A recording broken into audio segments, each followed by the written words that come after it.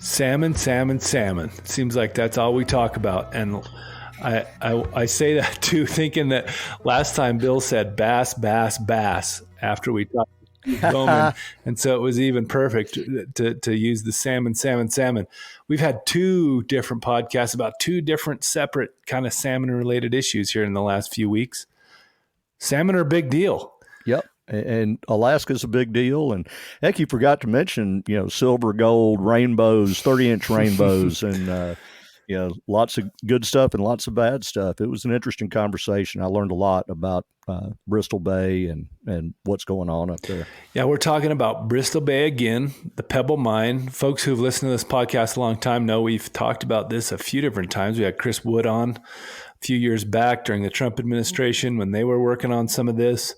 Now we're in a new administration, and we have a chance yet again to go comment to the EPA to tell them that we don't want the Pebble Mine and that Bristol Bay and that area should stay pristine. It's 47% or so of all the world's salmon come from the Bristol Bay, which to me is just a mind-blowing number, along with the size and scope of this area.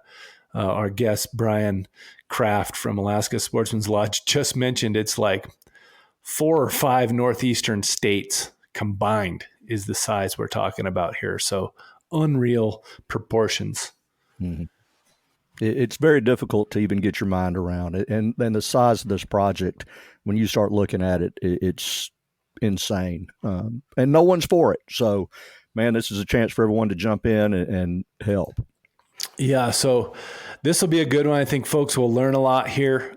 We talked to Brian Kraft from Alaska Sportsman's Lodge. He's been up there he's been in this fight for about 20 years. Every iteration of it. His lodge is right on the river, coming out of the Bristol Bay area, or coming out of the highlands near the Bristol Bay there. And he makes his living here and has for many years. I think you're going to enjoy the conversation. And we're nearing the finish line, hopefully, to really finally and permanently stopping the Pebble Mine. So check it out and enjoy. Since 1936, the National Wildlife Federation has worked with hunters and anglers to pass the most important conservation laws in American history and to protect our sporting traditions. This podcast explores our history, our values, and the work we do to safeguard the fish and wildlife that fuel our passions. We are NWF Outdoors. Welcome, everybody, to the NWF Outdoors podcast. This is your host, Aaron Kindle, with my good buddy, Bill Cooksey, standing by. What's happening, Bill? Hey, Aaron, good to be here today, brother. Well, as always, good to see your face and good to have you. And today we have a really interesting, unique, and timely guest. We're going to be talking about something that we need to talk about yet again, unfortunately, but the good news is I think we have a chance here. Welcome, Brian Kraft. I'll just say hello first, and then I'll introduce you. Hi, how you guys doing, Bill, Aaron? Glad to be with you this morning. Well, thanks for coming, Brian. And let me tell you a little bit about Brian, because he is probably one of the best people on earth we could have on the podcast to talk about Bristol Bay, the Pebble Mine. Many folks have heard of this. I think even folks far beyond Alaska know what we're talking about when we say Bristol Bay and the Pebble Mine. And Brian is going to tell us more about that. But first, Brian is a guy who was born and raised outside of Chicago, and hockey actually took him to Alaska. And I'll give a little shout out for my Colorado Avalanche while we're here talking about hockey. Hockey took him to hockey took him to Alaska, to Anchorage, and to play hockey at the University of Alaska Anchorage. And believe it or not, he had never really fished or hunted in his entire life before he moved to Alaska. And now he's been in the fight to protect Bristol Bay and stop the Pebble Mine for almost 20 years. Last year, 2021, he was named the Orvis Conservationist of the Year. And he's the owner of the Alaska Sportsman's Lodge up in I don't know how to say these Alaska river names, Brian. You'll have to help me. I always butcher them. The River? Yep. You tell us, and we'll get going here. Sure. Yep. It's the Kwijak River, Russian Orthodox name, but Kwijak means throat of the lake. And the Kwijak River drains Lake Iliamna, connects Lake Iliamna to Bristol Bay. Awesome. Amazing country. Well, obviously we're here to talk about Bristol Bay and the Pebble Mine. And, Brian's going to regale us with a lot of stories, but Brian, we always start out the podcast with just letting our folks into, what we've been doing outside lately. Just a quick little snippet of your last little adventures. So we'll let you start. Great. Well, we're just about to kick off our season. Our season up in Bristol Bay starts on June 8th every year.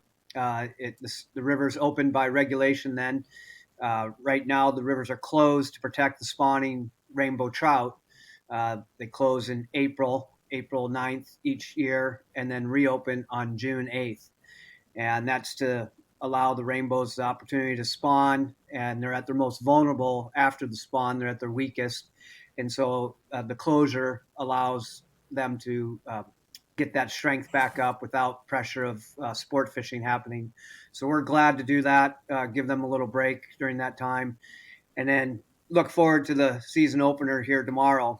And a lot of excitement with any season opener of any outdoor fishing or hunting activity. Always brings a great sense of anticipation and the unknown, right? You don't know exactly what the conditions are going to be, or that first cast might explode into an epic line ripping fish that takes you right into the backing, or you might go hours without anything. But that's the beauty of the sport and beauty of our being in nature, right? So, but yeah, we're very excited for it.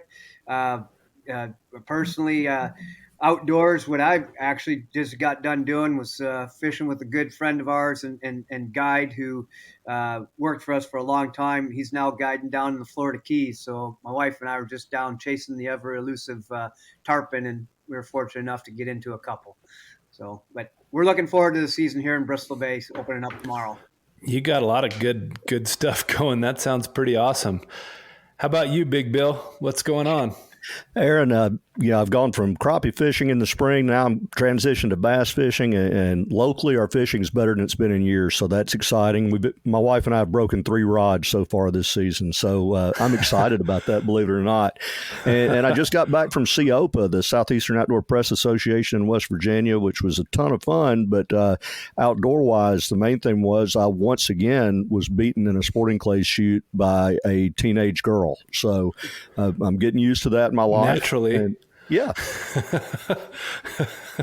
How about you? Good. That's some fun. I've been doing my normal outdoor stuff. We floated the river this past weekend. Me and my boy went on a big jaunt. I got a pretty cool hunting tag this fall, and we just found out about it on the end of last week. So me and my boy didn't waste any time to hustle up into that unit and start checking it out. It's a place I haven't really hunted before. So we hustled up and did that. And, gardening is starting to get in full swing, and, it's just a good time of the year. I haven't been fishing much because the ice on the high lakes isn't quite gone. And then the river is really rocking right now. So I'm about to start pushing into some of those high lakes. Like to get them right after the ice comes off is a really awesome time to chase the cutties. So that's one of my favorite things. We'll be doing that here soon. Well, sounds like some good adventures for all of us, but let's jump in and talk about why we're here. I know, Bill, you wanted to get Brian to talk about one thing in particular just to start us off. Well, first thing, I think, especially for people in my part of the world, I've heard of Pebble Mine and Bristol Bay and all, but, it's a long way off, and Alaska's an awfully big place. So I'd love for you to just give a brief overview of Bristol Bay and the area, how immense it is, and just some of those factors for those of us who haven't been there. Right. Copy that. Appreciate the opportunity to explain it, because Alaska is a big state, and Bristol Bay in particular is big. Bristol Bay itself encompasses basically the size of Maine, Connecticut, Vermont, New Hampshire, all connected together. And it's a big drainage. There's 5 major rivers that drain into Bristol Bay, and it's a massive watershed. Alaska itself, if you put Alaska, superimpose the state of Alaska over the map of the lower 48, the north slope of Alaska would be in Duluth, Minnesota. Anchorage would be down in Dallas, Texas, and the Aleutian chain would be touching LA, and Southeast Alaska would be touching Louisiana. So it's a big, big state. However, Wow. Bristol Bay holds a bounty of fish, especially the sockeye salmon. The sockeye salmon runs of Bristol Bay feed the world, and that's no understatement or overstatement. Sorry, it's the bounty here is mind-boggling. We measure fish by the millions when they're counted, and about 47% of the world's salmon comes from Bristol Bay. And so when we say that Bristol Bay is the breadbasket of the world for fisheries, it's no joke. The location of where Pebble is and to get to your, the crux of the question, Bill, is that the location is so sensitive.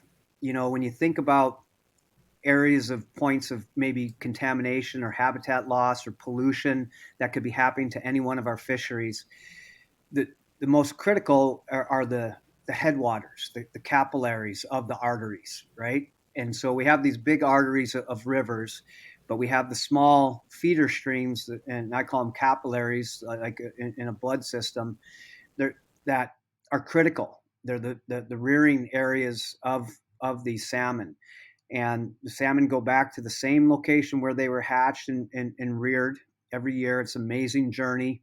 And when you think about what the salmon go through to get back there, everything's trying to eat it at every point of its life stage. And, you got other fish trying to eat it when it's an egg, and then it becomes a small little alvin, and got birds and everything trying to eat it. Now that salmon's got to go out to the ocean, spend its life cycle in the ocean, everything trying to eat it out there. It's got to get past the trawlers, get past the commercial fishermen, get past the beluga whales, and then get past us, the sport fishermen, to spawn and die and perpetuate the species. But the point where Pebble is located at is right in the saddle of three major salmon-bearing streams that touches two of the five major drainages into Bristol Bay. It touches the Nushagak drainage, which has the largest king salmon run in the world left on it, as well as all five species of Pacific salmon. And then it also touches the Kwijak drainage through Lake Iliamna. And that particular location is one of the main reasons why this is such a bad idea. The size and scope of it also plays into it, and the processes that they would go through, and we can discuss more of that later. But the sheer location of where this proposed mine would be at, and the habitat destruction that comes with just the standard operating procedure of large-scale mining, they have to consume the habitat where they do the process. It's not good or bad or evil or whatever. It's just what it is. And large-scale mines consume habitat. And this particular location would devastate those three rivers. And at that location, the water table is at 6 feet. And we've documented salmon in what look like landlocked lakes. When you fly over them, there's no visible water flow out of the lakes, yet we're getting salmon populations in them. We have presence documented of salmon there. And what that means is they're traveling underground to get there. So it's all connected, perfectly intact, Wow. perfectly functioning system. That you start messing with it and you're going to do damage. And it's inevitable. And so this location is very important. The people of Bristol Bay have identified it and understand it. And you talk to elders and people that have a long history and understanding of nature, that they didn't read it in a book. They've lived it, and their culture has lived it. They understand how precious and important it is to keep this intact. It's 200 Bristol Bay itself is a large place, and there are many streams. Part of the argument is, well, it's one little area in a massive drainage. Trouble is, you start chipping away at that. It's just like your portfolio effect in a 401k. Any given year, some mutual fund's going to carry your portfolio, but you don't know which one of the five is going to carry it. And when it's supposed to be the Nushagak and Kwijak carrying the bulk of the run, if we're chipping away at it, nature doesn't have a chance to do what it's supposed to do properly. So, long answer, Bill. Sorry, but there's a lot there, but it's a big issue, and it's critical. And the community has rallied tremendously behind this. The sport fishing community is just and hunting community has really rallied and understands the importance that if we can't protect Alaska, we and this particular area, we've lost the battle. Brian, I know a little bit about it, but it never ceases to amaze me every time I hear more about the scale, the scope, all the cool things that are going on there. I mean, I think I've said this probably 10 times on the air and not. If you're talking about 47% of the world's salmon, it stops there with me. Like, there's just no reason that you would go touch that. So anyway, let's go to a little bit more of your personal story before we get into kind of why we're talking about this again and what we need to be thinking about again here. So Brian, let's talk about how you got into running lodges, because you described to me a pretty crazy story, the way you ended up with the first lodge that you managed and ran. And then let's talk about how you got the one you're in now. Maybe just a little bit of your personal story, since you had never even fished or were not a fisherman when you moved up to Alaska. Yeah, it's been a crazy journey. And I got to say right off the start here that I'm very blessed. I'm fortunate to be where I'm at. I've got a tremendous family support. My wife, Serena, is incredible. This business obviously takes you away. My wife has her own business in town in Anchorage. We've got 4 kids, and as much as we'd bring them out here, they still need to be in town. And school starts in August, and our season goes till October. So there's definitely separation from family, but my wife has been incredibly supportive of everything that we've done, and then with the conservation effort, massive amounts of time in DC or Juneau, or just going on the road to talk about Pebble and why this is important to protect. A huge commitment there, but I've had great support, and the staff here at the lodge has afforded me this opportunity to put a lot of effort into this battle. They take a lot of things off my plate that allow me to spend time fighting this battle, because they understand the importance of it. So I've had a tremendous support group all the way around. Came to Alaska, dreams of playing Division I college hockey, and then chasing it around the rink, maybe getting a paycheck for a little bit. And I got a little bit of success in doing that. Went over to Europe for a short stint. Played professionally there, and then came back and goofed around in the minor leagues here for a bit. But what happened was I was staying up in Alaska in the summer times, and my good friend and teammate Derek Donald took me on my first fishing trip, and I got to experience that, and was on the Kenai River, famous river up here in Alaska. We went and caught silver salmon, and I was just blown away at how much fun that was. I'd never done it. I never caught a fish in my life. I'm 21 years old now, catching silver salmon. So I stayed up in Alaska in the summertime. Nice start, by the way, if you're going to start. Yeah, I mean, I say that, my daughters, I've got 4 daughters, and our oldest daughter, she grew up catching fish here. She did nothing but catch big fish, caught her first 30-inch rainbow trout at age 14 on a fly. And, she goes to school down in Bozeman, Montana, and she won't fish. She's like, there's nothing but little fish here. And I'm just like, Streety, you got to get your barometer set right. Those are fantastic fish down there. You just happen to grow up on the premier river in the world. But anyways, yeah, we, there was my teammates would all go home in the summertime, the ones that didn't live in Anchorage. In my senior year, I had this crazy idea. I wanted to take all the guys on a float trip and just float the river for a day, camp out overnight, drink a bunch of beer, and we were a close-knit group of guys. But I couldn't find any raft rentals. There was no company that would rent us rafts, and not because we were a bunch of rowdy hockey players. They just didn't do the service. And so I just kind of, that's strange. And we never did do the float trip. Started that year, played my senior year, and midway through got the opportunity to go play professionally, like I mentioned, and did that, and came back in April and into Anchorage, and I go, I'm going to go buy a bunch of rafts and start this raft rental company. And so I did that with the help of some good friends in town, business owners, and bought some rafts and started a company called Kraft Adventures, and started out with 4 rafts. And all I would do is rent them out to people, and they could take them and go float trips, float rivers, wherever. And within 2 weeks, we had 8 rafts. And then a couple of weeks after that, I got my first call from a guy who said, hey, I've got a friend coming up. Can you guide him for a day? Just take him on a float trip for a day. Okay, how hard can that be? Sure, let's go. And so that was my introduction to guiding. The following year, we did them remotely, where we'd go on anywhere from 3 to 7 day long guided float trips out on remote rivers, mostly in the Upper Cook Inlet area. And we just camp along the rivers and float and fish, and it was awesome.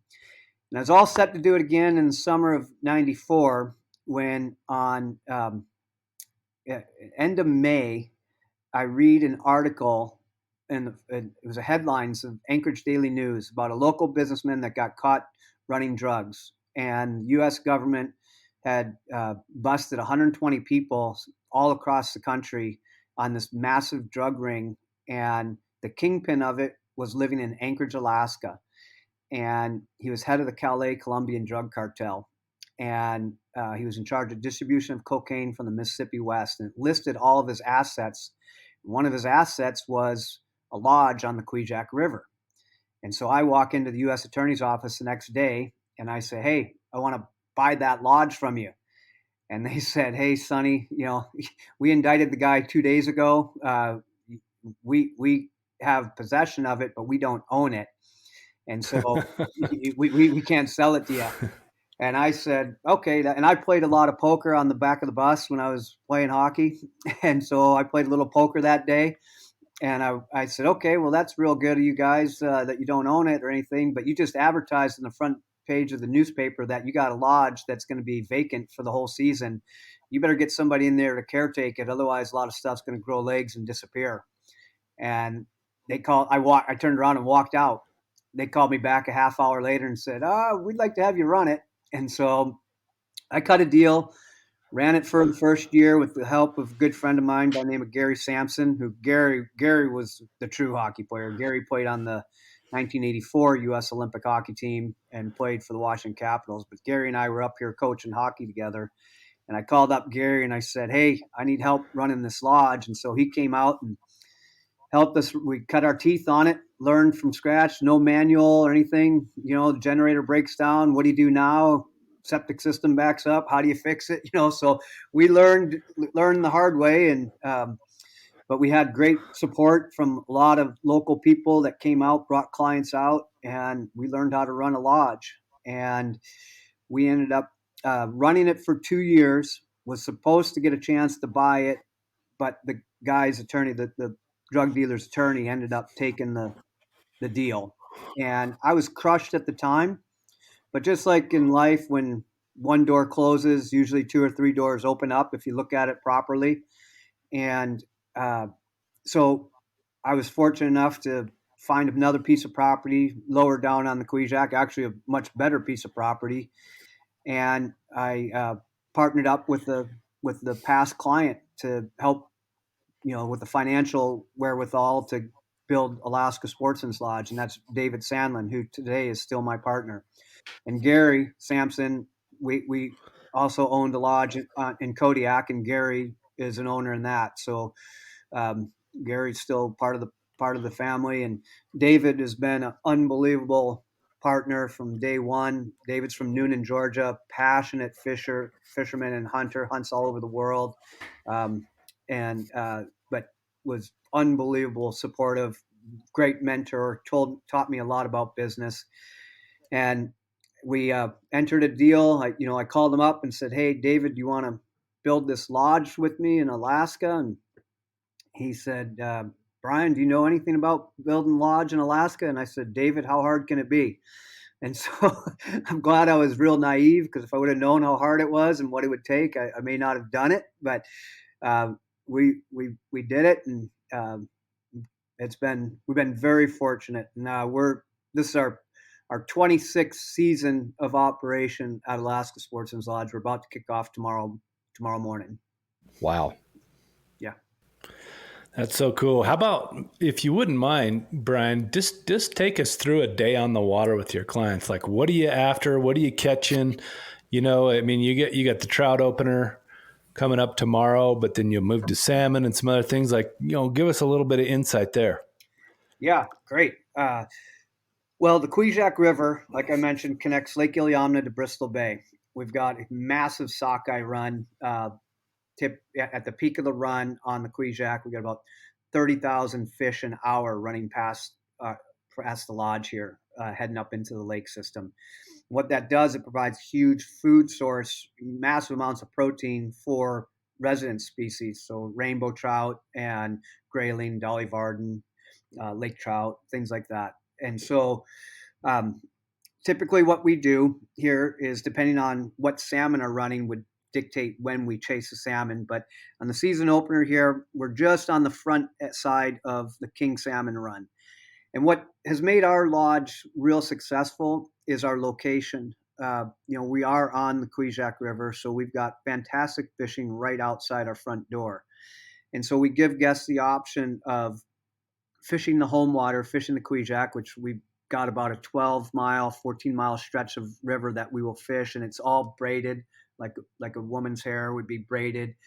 It's got all kinds of different little reaches you can go to and fish, and different runs. Or people can utilize our aircraft. We've got 5 float-equipped aircraft here, float planes we call them, and we would go to nearby streams throughout Bristol Bay.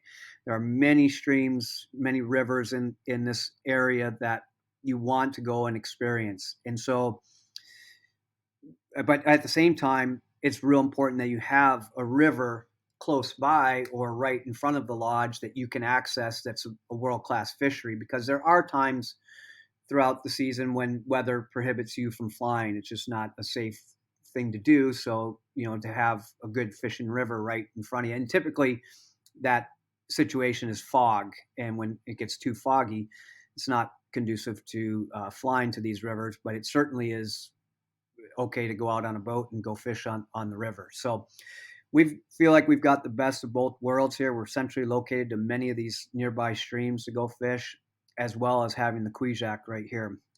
So a typical day would be, guests get up, they have breakfast in the morning. So breakfast made to order in the main lodge, and then they head back to their rooms. They'll get waitered up for the day and either head out on a boat or head out in the float plane. If they're on the float plane flight, they'll stay out in the field for the day.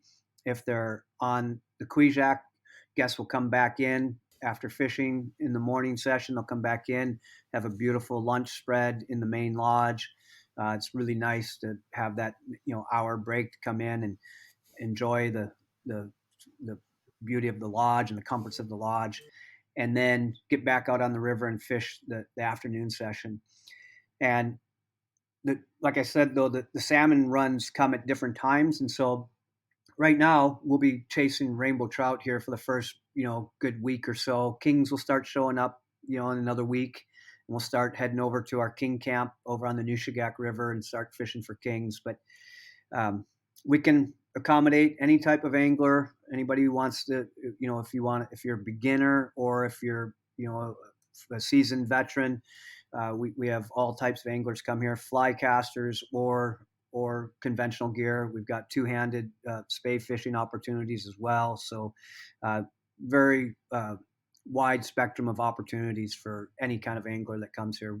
We get anglers, we get people that come up. We actually have some corporate groups where people will come up and, there's a company takes a block of spots and they want to bring up people that they're doing business with, or just they want to have part of their association, and they've never fished before in their lives. And we take them and teach them the basics and get a fly rod in their hand and expose them to our sport. And it's pretty enjoyable to see somebody go from never casting before to catching, 22, 24, 26-inch rainbow trout on a fly. So pretty exciting.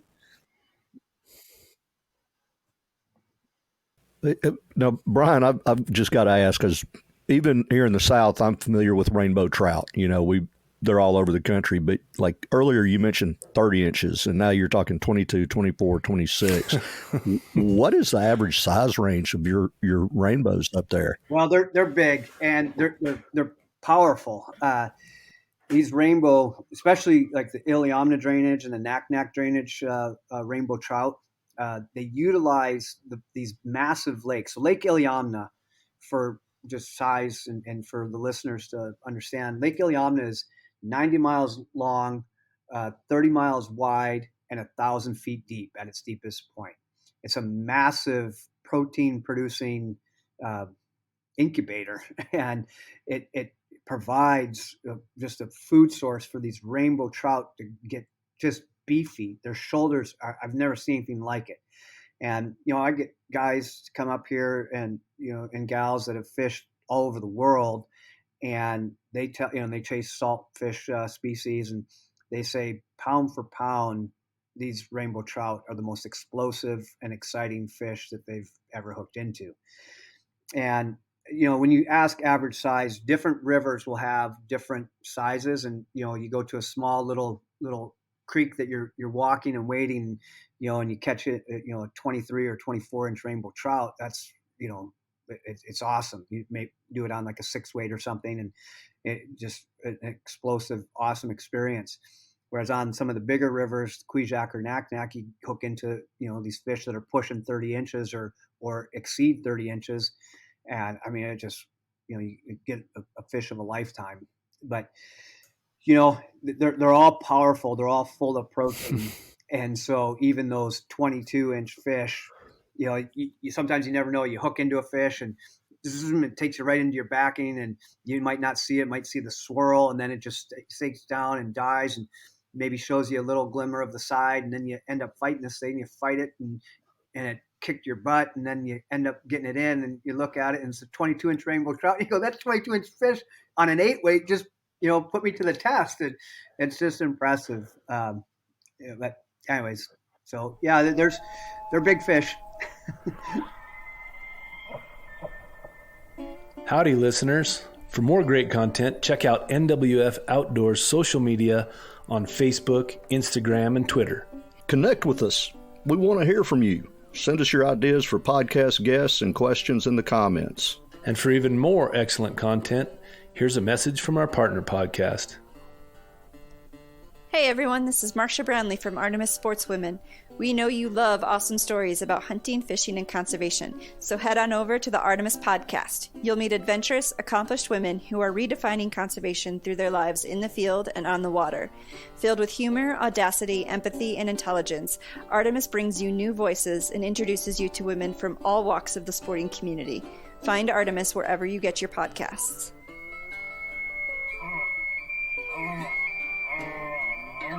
We could talk about fishing all day for sure, but we probably ought to get down to the brass tacks here. What we need to talk about, and what we need Brian's voice for, especially because I think for a lot of the world and a lot of our country, right? Alaska's this romanticized, amazing place, land of plenty, no end to it, but there's some places that you still have to really take care of in order to conserve what we have. And I think this Bristol Bay fight, Brian, I'll give you another chance to, talk about kind of the Pebble Mine fight, how it started, where we're at now, what's at stake this round, because we're in about, I don't know, you probably know, I can remember 3, 4, 5 iterations of comment periods, times to stop some permit or something like that. We're at another one. But maybe you can just give us a little bit of the history, kind of when you jumped in this game and how we got to where we're at right now. Okay. Well, I want to start off by saying it has definitely been a team battle, team fight. People such as yourself, Trout Unlimited, Bristol Bay Native Corporation, massive organizations throughout the country, especially in the sport fishing and sport hunting realm, have really stepped up. And how it started was in 2004, a local guy that ran the village, Igiogig village, which has 60 year-round residents living in it, said that he said, "Hey, I see this. There's a proposed mine, or I hear all these helicopters flying around up by Iliamna," and so he and I went up. We flew around. We looked at where it was at and started asking some questions and started doing some research, and lo and behold, there was this big mine that was being proposed at the headwaters of some of these streams. And at first, I was all for it. At first I went, "Oh, well, great. It's jobs, economic opportunity. It's going to bring Alaska's a resource development state. We develop a lot of oil, and so people are familiar with that type of resource extraction here. We actually, we export our salmon. We get exporting resources. And so I kind of likened it to oil, where you drill down and, your footprint is relatively small. And yes, if there's a transportation problem, oil can be an issue, but the actual drilling of oil, we do it pretty good up here in Alaska. And, but back to the mining, we didn't know anything about it. Had no idea what mining did, especially large scale mining such as what's being proposed at Pebble. And it wasn't until I actually had a client at the lodge later that summer, in the summer of 2004, and he was a mining engineer, worked for Newmont Mines in Elko, Nevada.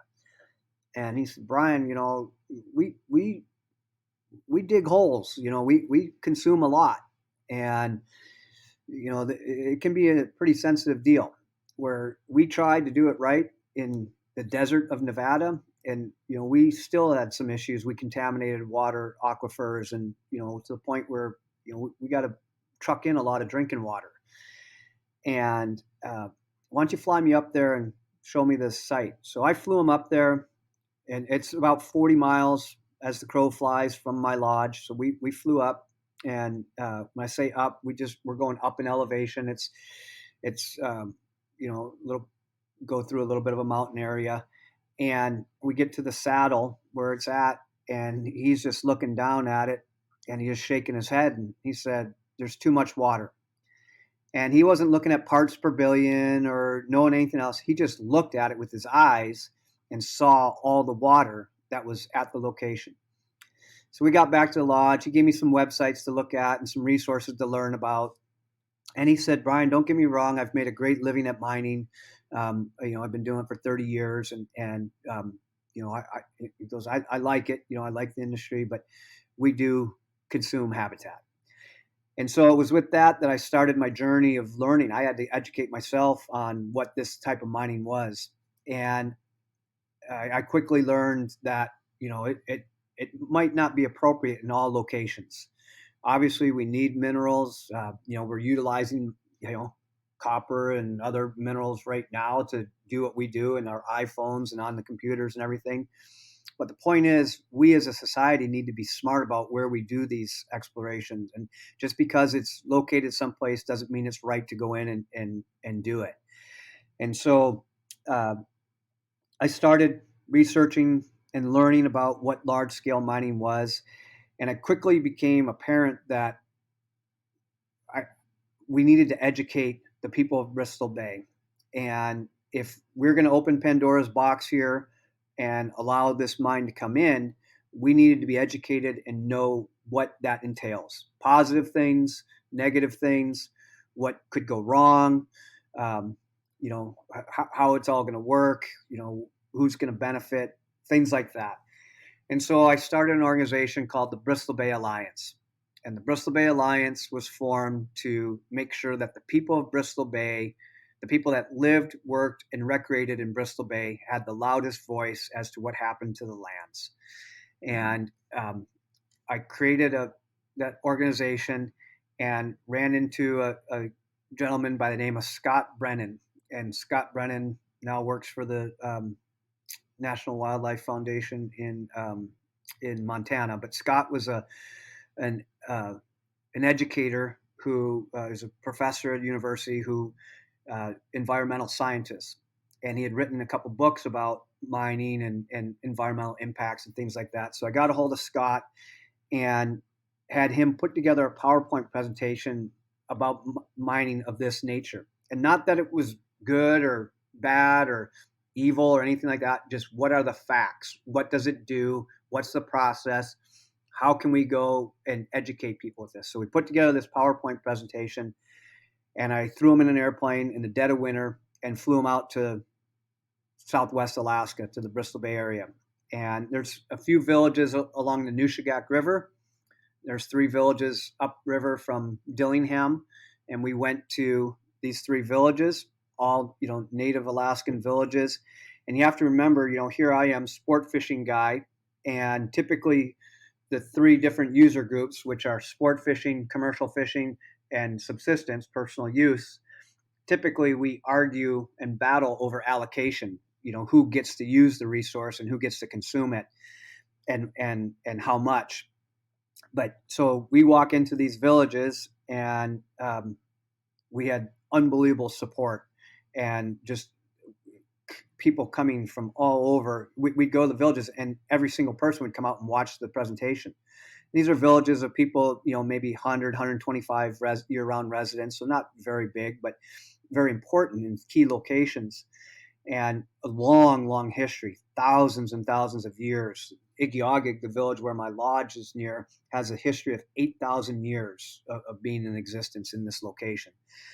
And so they have tremendous history that's been passed down. Yes, it's amazing. Wow. And so we did these PowerPoint presentations to there, and then we went over to the east side, over on the Iliamna side, and did presentations there. And it quickly grew. And I'd go to sports shows, and I'd had a booth, and I'd had it enlisted the help of a marketing guy by the name of Patrick Flatley, Irishman that could talk all day long and had the gift of gab. And he would just sit at the booth and just challenge people that, first initial knee-jerk reaction, you got to understand in Alaska is that 75% of the population think we should be drilling in Anwar right now. 75% of Alaskans. And so the knee-jerk reaction of most Alaskans is it's a resource development opportunity, let's go do it. But this education process, we had to really slow it down and question, pose the question to people and get them to stop and think that, hey, not everything's cookie cutter and not everything's the same, and especially this location. And so over a few years, it gained steam pretty quickly and started getting a lot of attention. And we took people on field trips, and I was just funding this out of my pocket, out of the lodge and out of my pocket. We were going on field trips. We'd take, 10, 12, 15 people from Bristol Bay down to, Winnemucca, Nevada to see mining, or go to Bingham Canyon in Utah, or go to Butte and see what's going on in Butte, Montana. We would talk to people, and there would be people that say, well, yeah, we got an endowment. We have, an education endowment, or, we got funding for community centers and things like that. But then you talk to a lot of people that said, there's still severe environmental damage that's still going on, even at mines that have been closed down for years. And what we learned very quickly, again, was that all mines go in with good intentions and best case scenario with their mine plan. Once you start digging and once you start disrupting the inert minerals that are in the ground and you disturb them, you create a processes that does not stop. And so once you open up the sulfides, it creates opportunity for sulfuric acid, or you disturb lead, arsenic, cadmium, things like that, and they leach into the environment It's not something that's easily reversible. And so the people took that back, and we were starting to run out of funding. It was becoming an animal that needed to be fed. And so there was a gentleman that was self-made, did very, very well financially, that lived in Anchorage, Alaska. His name was Bob Gillum, and Bob's no longer with us, but he had a place in Lake Clark, which was very close to where the mine is proposed, Lake Clark National Park. And Scott and I went in and met with Mr. Gillum, and at first, within 10 minutes, he says, well, we got to stop that. There's no way this is good for Alaska. Bob ended up putting in estimates of $7 to $10 million of personal money to battle this, plus his reputation. He's a money manager in Alaska, and he took a lot of hits for doing this. And I asked him one day, I said, Bob, why are you doing this? You're taking a lot of flack in the political community in Alaska. And he said, Brian, I was fortunate enough to grow up in Alaska, fish and hunted my whole life, and was fortunate enough to make a good living and make a decent amount of money. And this is my way to give back to the state of Alaska. If I don't give back, then I can't look myself in the mirror. I just thought that was a really benevolent, very honest and true. He wasn't doing it for any kind of notoriety or, get his name on some building or anything. He was doing it because it was the right thing to do in his mind. And so we got the funding to take this to the next level. And Mr. Gillum at the time said, I want this to be it. Every politician in the state of Alaska, this to be in the front and foremost for them. And so we accomplished that. And it also grew quickly that we're going to need some national help. At first it was, let's keep it local. If the people of Bristol Bay want this to go forward, then it should go forward. But if the people of Bristol Bay do not want to go forward, we need to help them get that voice out there.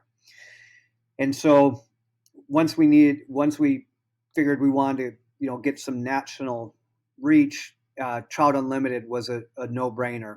And Trout Unlimited came in pretty quickly into the fray. I want to say like 2007 in earnest came in, and Chris Woods, the CEO of Trout Unlimited, came out and visited the Kvichak with a guy by the name of Tim Bristol. Tim Bristol's still involved in the fight as well. He has an organization called Salmon State now that he runs. But, Tim brought Chris out and said, hey, we got to get involved in this. This is outside of Trout Unlimited's normal lane, but we got to get in front of this, and we have to get the community behind this. And Trout Unlimited just did unbelievable work. They had a guy who was very savvy in DC by the name of Shorn Brown, and Shorn just navigated the halls of DC and knew who to talk to and who to get in. And so then in 2012, now after many years of going down to Juneau, trying to get politicians to do the right thing, just protect this area, it was always, well, we have to let it play its course. We have to let it go through the process.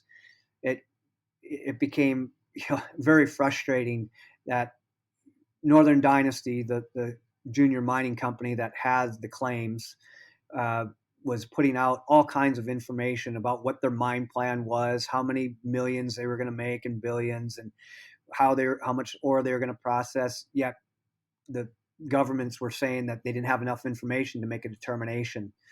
So in 2012, Bristol Bay Native Corporation called their bluff, basically, and petitioned the EPA to protect the area under what's called the 404C Clean Water Act protection. And so basically every big project in the United States that's going to be done, roads, bridges, railroads, mines, things like that, that has an effect on waters of the U.S. has to get a 404 dredge and fill permit from the Army Corps of Engineers. Army Corps of Engineers permits the projects. EPA has oversight over them. And in 1972, when the Clean Water Act was enacted, Congress set it up that way for checks and balances. So Corps of Engineers does the permitting, EPA does the oversight. EPA has the veto authority to veto any permit that the Corps of Engineers gives if the EPA deems that it poses too much of a undue adverse effect on waters of the U.S. The EPA has used its authority to veto projects that have been approved by the Corps of Engineers 13 times since 1972. So it's not a authority that the EPA's going around and vetoing every single project that's done. It's not obstructionist. It's actually a very good thing that they've only used it 13 times. And so they only use it in the most egregious of situations where the developer has gone through the process, dotted the I's, crossed the T's, and done everything it needed to do to check the boxes.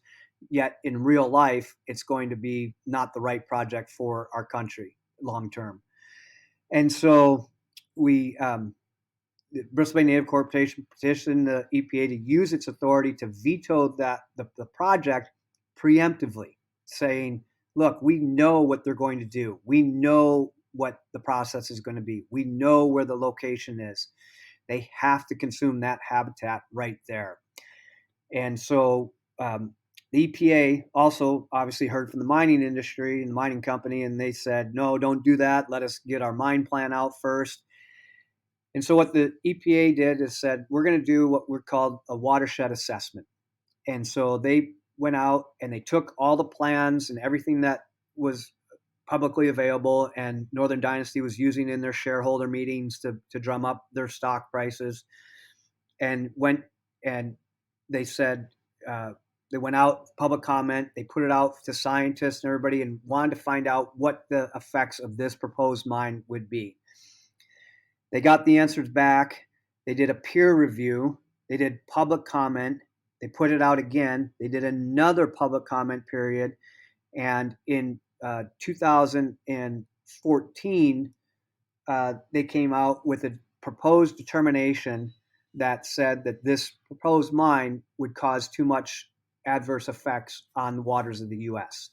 And therefore, they were going to not give them their dredge and fill permit, technically veto it. There was a lawsuit done in 2016. The lawsuit basically said that that this was unprecedented, that they couldn't go forward with it.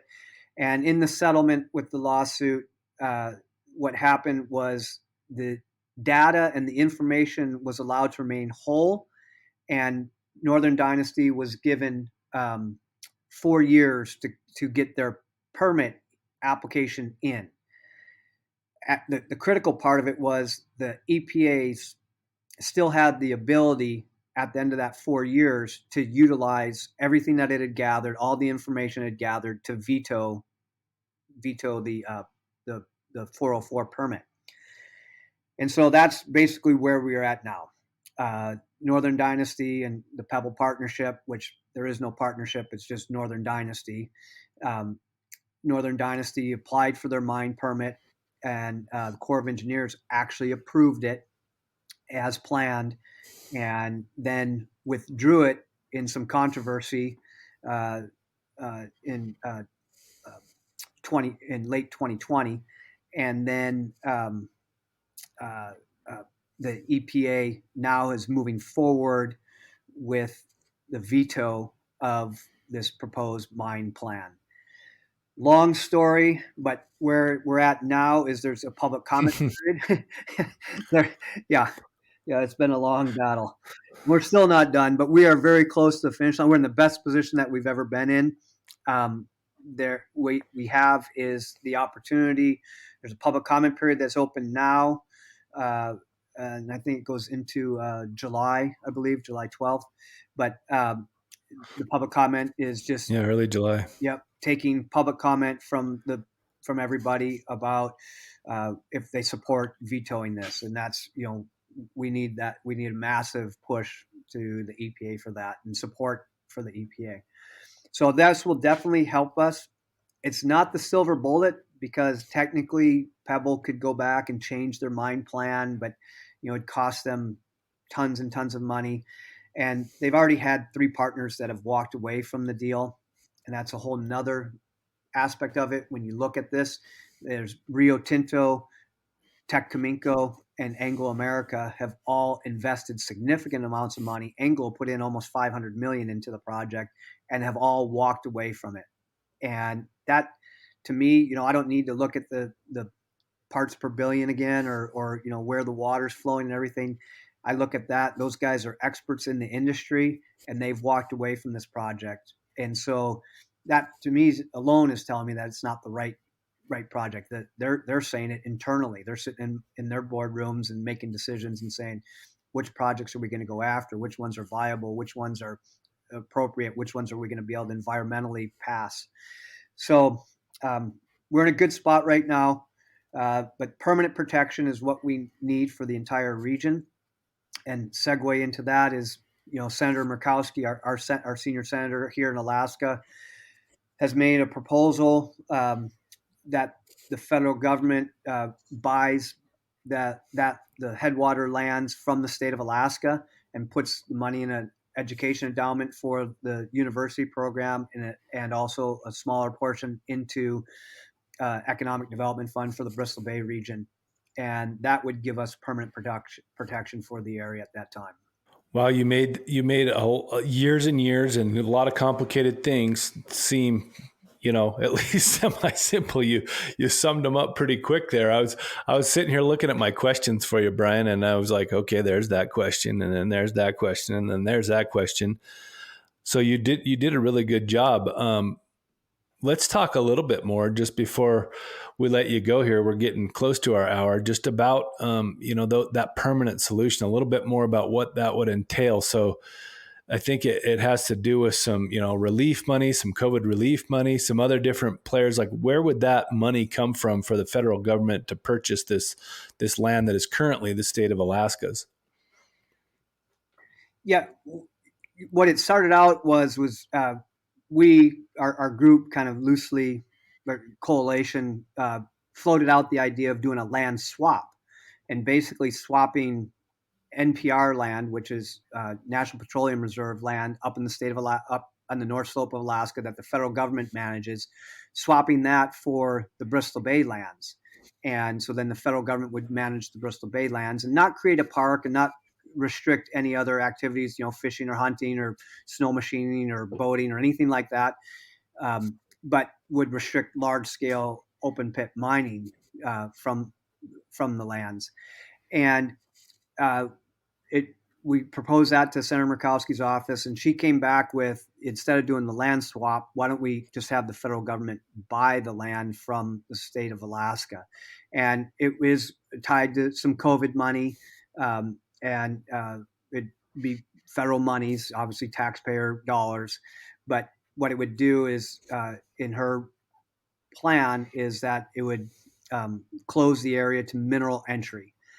And it would be a massive swath of headwater lands. I don't have the exact acreage involved with it, but she's got that out there right now. She's in a tough re-election battle right now, and if she gets reelected, we'll see what she does on it. But that's the dream of getting permanent protection for that particular land. But right now, what we have right in front of us that is very real is the EPA action. And that is the clearest path to really putting a big roadblock in any proposed mine going forward. Yeah, and we'll put links in our show notes for where folks can make those comments. And I'll say, Brian, they can have all my tax dollars for the next however long they need to go in to help and pay for this, because I think they've used it on stuff that I didn't really want them to use it on for a while. So now I should be able to go ahead and pick that they just put it all into this, if that works. That's a great concept. I wish we could do that. Like, yeah, that would be a great all right, here's your form. Where your tax dollars go. Yeah. Yeah, everybody just gets to vote. Yeah. That would be an awesome program, Aaron. Yeah. So, Brian, what should folks be telling the EPA? I mean, is it the same kind of things we've been commenting on in the past? What's maybe give us a new little fold to this process? And then is there any way they can help with the, this permanent solution? Great. Well, the biggest thing to say, I think, in the comments is just say that, look, this is the wrong place for this type of development. come across that, hey, we're not anti-development. We don't want to lock everything up. We understand that the country needs resources, but this particular location is wrong for this type of development. And you can state the salmon-based economy that we have out here. That salmon runs are irreplaceable.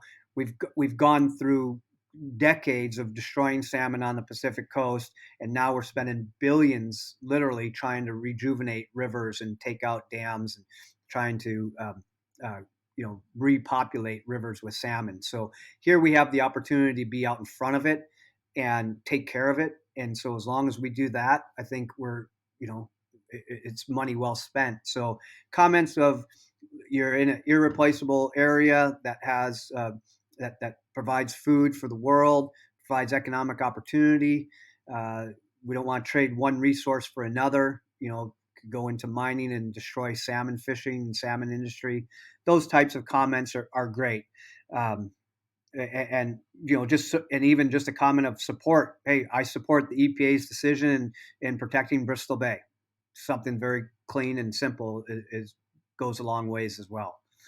As far as the long-term solution, Senator Murkowski has floated the bill out. It's getting some traction. Any contacts to, I can get you a link to her office, but even just a quick email or a quick phone call to the office, like, hey, I support any action you can take in getting Bristol Bay protected. And I have to thank you and everybody that has done things like this.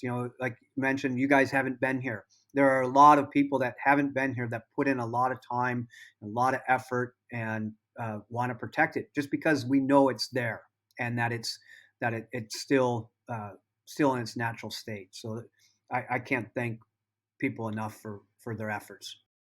Thanks, Brian. And I want to take one moment too here, because I feel like this is different than almost every other conservation issue that we have dealt with. And you touched on it a bit. You take about 75% of Alaskans are in favor of drilling in the ANWR, the Alaska National Wildlife Refuge. I think the numbers are the exact opposite here, and you can confirm that. 75% of Alaskans are in favor of conserving the area and not mining it. Yep, spot on.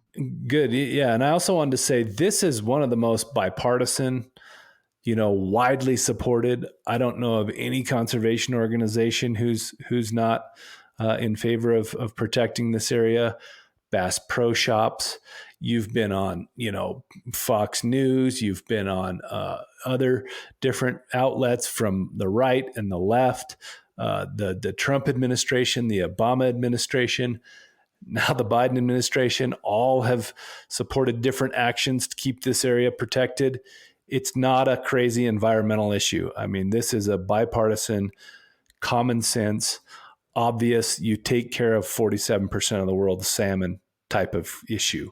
And I want folks to understand that. We like to highlight, especially when folks from all walks of life and different parties can get together and see obvious solutions. And this is one of those. We have it in front of us. This is the wrong place. I mean, that's really the sum of it. It's the wrong place for this. And I just appreciate all the work you've been doing. You're a veteran here now, man, 20 years plus or 20 years or so of doing this and, out there seeing this resource all the time, knowing what would be lost as good as anyone. Just thank you for that. Hopefully I'll get up there and see you one day, and Bill and I will take our field trip and we'll come catch some of those 30-inch rainbows. We would not be sad about that.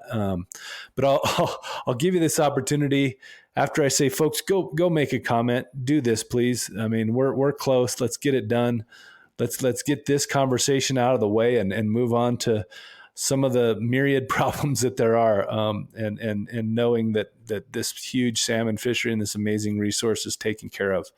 But Brian, I'll give you a chance. Leave us with some parting words. Anything you want to leave us with? Well, you hit it spot on there. It's not a right or a left issue. It crosses all political lines, and you're spot on with your numbers too. I did mention 75% of Alaskans typically on surveys are supportive of drilling in ANWR. and that basic same number are in favor of protecting Bristol Bay. And so it crosses all spectrums. And, I think Johnny Morris at Bass Pro said it very well. He said, doing things outdoors unites us. It brings us all together. And if there's fewer and fewer places like this that we have left. And once they're gone forever. And so I look at it as I didn't inherit this land and these fisheries from my ancestors. I'm borrowing it from my children. It's my responsibility to make sure they're in as good a shape or better when I got it for them to use and enjoy. So it's a big responsibility for us. We need to do the right thing. Society, we need to come together and understand there's right places to do things like this and wrong places. And this is definitely the wrong place. So I appreciate the support very much. Thank you, Brian. Big Bill, parting words. Yeah, I mean, I can put something about most of these issues on my social media, and I will have people who disagree with me or from the other side of an issue. I don't find another side in this when I talk to folks. And one thing I'll add, I'll encourage people when they write their emails or make a phone call, mention the fact that you're a sportsman, because it is a different demographic for decision makers to hear from. And that really helps shape their thoughts on how much support or opposition to an issue there happens to be. Wow, Bill. And with all your history of saying you don't have wise words for us, those were pretty wise. Good job. Thanks for leaving us with the good stuff. Thank you, Brian. Let's go get this done, folks. We see the finish line. Let's go get this baby protected.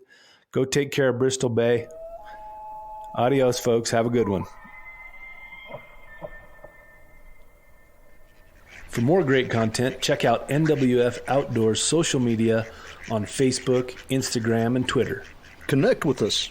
We want to hear from you. Send us your ideas for podcast guests and questions in the comments. We are NWF Outdoors.